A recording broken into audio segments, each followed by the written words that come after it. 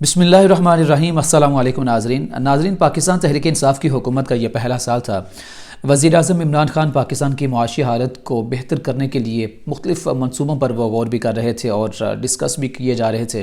ان میں سے ایک جو منصوبہ تھا وہ دیسی مرغیوں والا منصوبہ تھا، جس کو پاکستانی عوام نے خوب مذاق کا نشانہ بنایا، اور ان دنوں انڈے کا فنڈا پاکستانی سوشل میڈیا پر ٹاپ ٹرینڈ کرتا رہا کہ خواتین جو کہ دیہات میں ہوتی ہیں ان کے لیے ایک بڑی بہترین پیسے بنانے والا طریقہ ڈھونڈا ہے، دیسی مرغیاں۔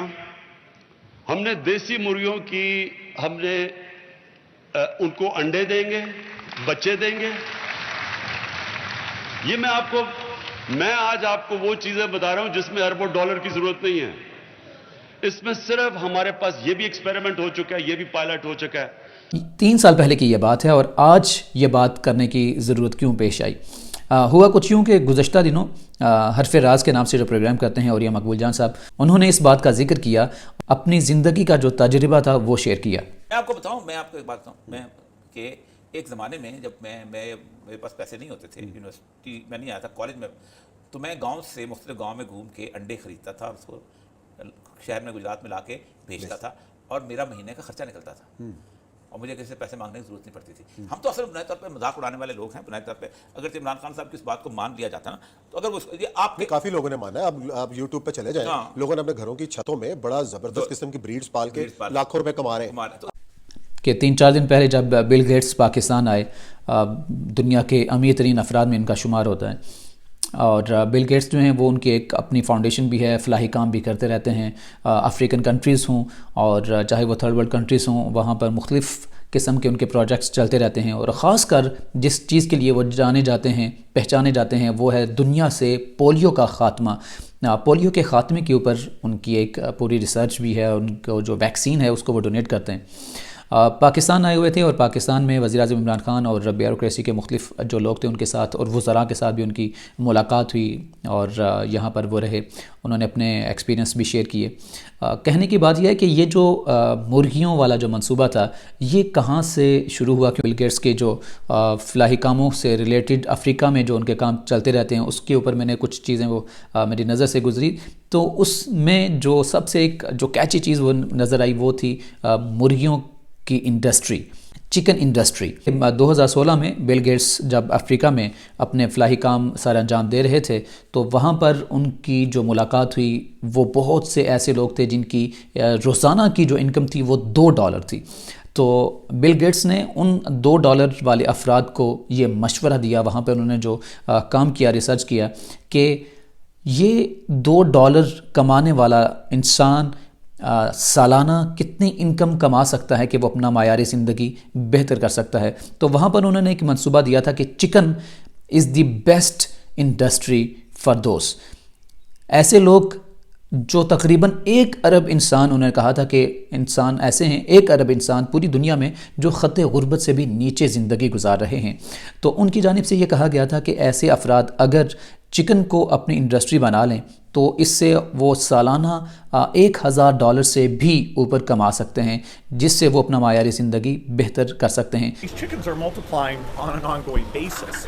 So, there's no investment that has a return percentage anything like being able to breed chickens.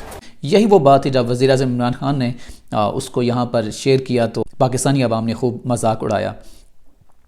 تو ذرا میں پہلے وہ 3-4 پوائنٹس ہیں بل گیٹس کی، جس کی بنا پر انہوں نے افریقن کنٹریز یا افریقہ کے رہنے والے لوگوں کو یہ کہا تھا کہ آپ یہ اپنائیں گے، یہ راستہ اپنائیں گے تو اپنا معیار زندگی بہتر بنا سکتے ہیں۔ اس میں سب سے پہلی جو چیز ہے وہ یہ کہتے ہیں کہ غربت کا خاتمہ اس سے ممکن ہے۔ چکن انڈسٹری کو اگر آپ گھر میں شروع کریں تو اس سے آپ کی غربت ختم ہو سکتی ہے۔ اس کی یہ وجہ ہے کہ اگر آپ $2 ایک دن کا کماتے ہیں، اور ایسا اگر آپ ایک مرغی سے بھی کام شروع کریں، افزائش کریں، گھر میں ہی رکھیں، تو آپ اپنی زندگی کو بہتر بنا سکتے ہیں۔ وہ دوسرا پوائنٹ وہ یہ کہتے ہیں کہ یہ انتہائی آسان اور سستا طریقہ ہے۔ آسان اور سستا طریقہ اس وجہ سے کہ جو مرغیاں ہیں، جو مرغے ہیں، وہ زیادہ تر خوراک زمین سے لیتے ہیں۔ زمین میں جو بھی اناج پڑا ہوگا وہ اس سے اپنا پیٹ پالتے ہیں، اپنا پیٹ بھرتے ہیں، اور آپ کو کوئی ایکسٹرا محنت نہیں کرنا پڑتی. اور اگر آپ جلدی گروتھ چاہتے ہیں، اگر آپ چاہتے ہیں کہ یہ جلدی سے آپ اس سے ارن کریں، تو اس کے لیے آپ خوراک کا بھی استعمال کر سکتے ہیں. اور سب سے جو بڑی بات ہے وہ یہ کہ اگر آپ چہ جائے کہ اس میں آپ اس کو بطور انڈسٹری لیں، اگر آپ دیکھیں کہ آپ کے بچے کی افزائش نہیں ہو رہی، وہ اس کی صحت جو ہے وہ اچھی نہیں ہے، تو انڈے سے پروٹین، چکن سے آپ پروٹین بھی لے سکتے ہیں، آپ کے جو بچے ہیں وہ صحت مند بھی ہو سکتے ہیں. اور لاسٹ میں وہ یہ کہتے ہیں کہ خواتین کا معیار زندگی، خواتین امپاور ہو سکتی ہیں. گھر میں اگر کوئی طلاق یافتہ ہے یا کسی بھی وجہ سے وہ معذور ہے، وہ باہر کام نہیں کر سکتی، وہ گھر میں ہی مرغیاں پال کر اپنا پیٹ پال سکتی ہے اور ایک اچھا ارن کر سکتی ہے سالانہ. تو اس طرح سے خواتین بھی امپاور ہو سکتی ہیں. اس طرح سے ہم مذاق اڑاتے ہیں کسی بھی ایک چیز کا. جب وزیر اعظم عمران خان نے یہ بات کہی تھی تو پوری قوم ایک طرح کی اس بات کے پیچھے ہی پڑ گئی تھی، میمز بنا دی گئی تھی. لیکن اگر دیکھا جائے کہ بل گیٹس جو پاکستان آئے تھے، حالانکہ ہم ان کو یہودی کہتے ہیں اور ہم کہتے ہیں کہ وہ غیر مسلم ہیں، ان کا پاکستان یا مسلمانوں کے خلاف وہ ایک بڑے پروپیگنڈے پہ ہیں، لیکن حقیقت یہ ہے کہ پاکستان یا کہیں بھی ایسے کنٹریز جو تھرڈ ورلڈ کنٹریز ہیں، ان کے جو اسٹوڈنٹس ہیں، اگر وہ ان کو اسکالرشپ چاہیے ہوتا ہے تو ایسے ہی افراد سامنے آتے ہیں جن کے فنڈنگ سے پاکستانی یا کوئی بھی تھرڈ ورلڈ کنٹریز کے جو اسٹوڈنٹس ہیں وہ بیرون ممالک میں جا کر پڑھتے ہیں. فل برائٹ اسکالرشپ ہو، آکسفورڈ کے اسکالرشپس ہوں، کہیں سے بھی اگر آپ اسکالرشپ لینا چاہیں تو آپ کو کوئی نہ کوئی گورا ہی سامنے آئے گا مدد کرنے کے لیے. جائے کہ آپ کے سعودی فرما روا جو کروڑوں ڈالرز، اربوں ڈالرز کے مالک ہیں، جن کے اپنے تیل کے کنویں ہیں، اور برونائی کے حکمران ہوں، کویت کے حکمران ہوں، ان کی اپنی عیاشی پر تو زندگی گزرتی ہے، لیکن وہ کسی بھی اسلامی ملک، مسلم کنٹریز کے لیے، مسلم امہ کے لیے کبھی وہ سامنے نہیں آئے. ایک اسکالرشپ تک وہ اس کا اعلان نہیں کر سکتے. ہمارا یہ جو تھاٹس ہیں ہماری، وہ بھی ابھی تک ہماری کلیئر نہیں ہوئی. یو کے میں بھی آپ چلے جائیں تو آپ کو مسجدیں آپ کو بناتے ہوئے نظر آئیں گے.